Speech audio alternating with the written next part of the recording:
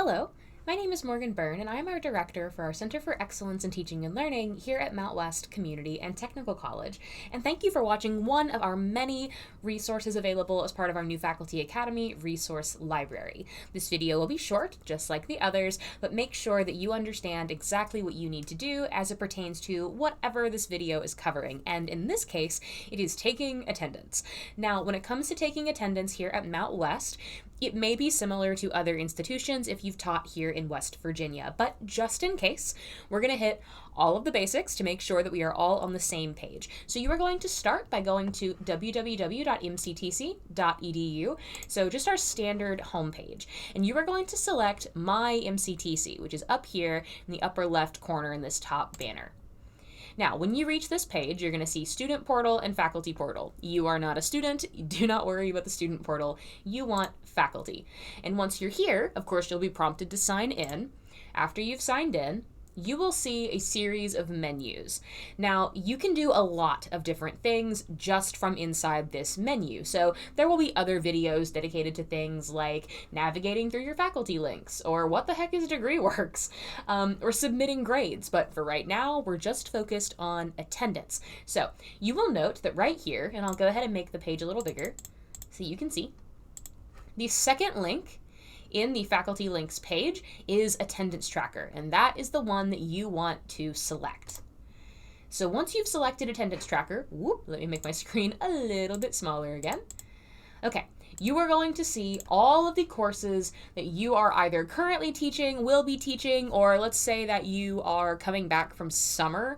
Maybe you taught over the summer and now you're getting into your fall courses. Sometimes those linger a little bit. So for instance, I can see the 601 section numbers over here. Those were my summer courses, but usually those get filtered out after a while and you just have the ones that you are currently teaching. Now, if I'm looking at the classes that I am teaching right now, I can see in the schedule section, okay, I only teach this class on Wednesdays. I only teach this one on Fridays. I have 2 Monday, Wednesday, Fridays, 1 Tuesday, Thursday. And then I have one down here that does not have any days highlighted, and that is because it is an online class.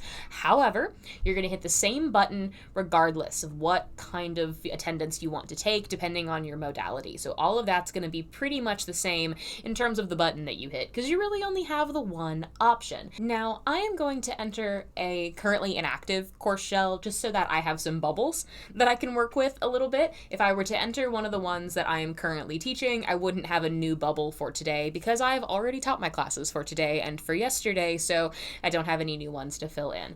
But if I go ahead and select one of these, you're going to see over here on the right, you're going to get a list of bubbles. And in these bubbles, now again, this is an inactive course, so I can't currently click on anything. But if I click on this bubble once, normally that will go ahead and turn green. If I click it twice, it will turn red. As you might imagine, any bubble that is green means the student is present. A bubble that is red means the student was absent. So you will do that for all of the students. And it really is that simple when it comes to taking attendance. There's just one more button that you need to hit to make sure that your attendance also goes to our admissions department, especially financial aid. So I am going to have to go into an active course to make sure we have that information.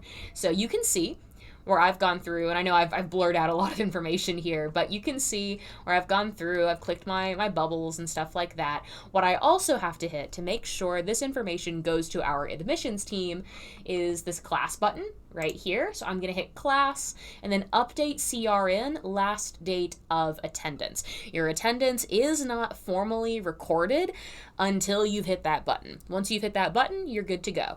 Now, let's say that you record your attendance and a student shows up like 10 minutes later. Can you go back and redo this? Yeah, absolutely. Click the bubble, correct it, and then hit that button again. It's totally fine. I have to do it all the time because, students come in and out. But you must hit update CRN last date of attendance in order for your attendance to be formally reported. So we definitely want to make sure that that is there. And of course, if I want to hit, course list, it'll bring me back to all of the classes that I am currently teaching or classes that I maybe taught before. When it comes to attendance, that really is the easiest part of it. Now, for online classes in particular, you do still have to take attendance even though you're not meeting with them in person. So if it's online, it's asynchronous, you're not seeing these students, they're doing things at their own pace, we do still have to keep track of their attendance, and you will do that based upon submissions, not logging into Blackboard, but what they turn in each week. So, for example, if my first week of English 101, I have students turning in a literacy narrative, the attendance in the online class is based upon whether or not they turned the assignment in, or for me, shot me an email and said, hey, I need an extension. Anybody who shoots me an email and says they need an extension, I count that as being present because I know they're working on it, they just need a little bit more time. If they don't say anything to me at all, if they don't turn anything in, I count them as absent. And I hit that update CRN last date of attendance button. But that's it.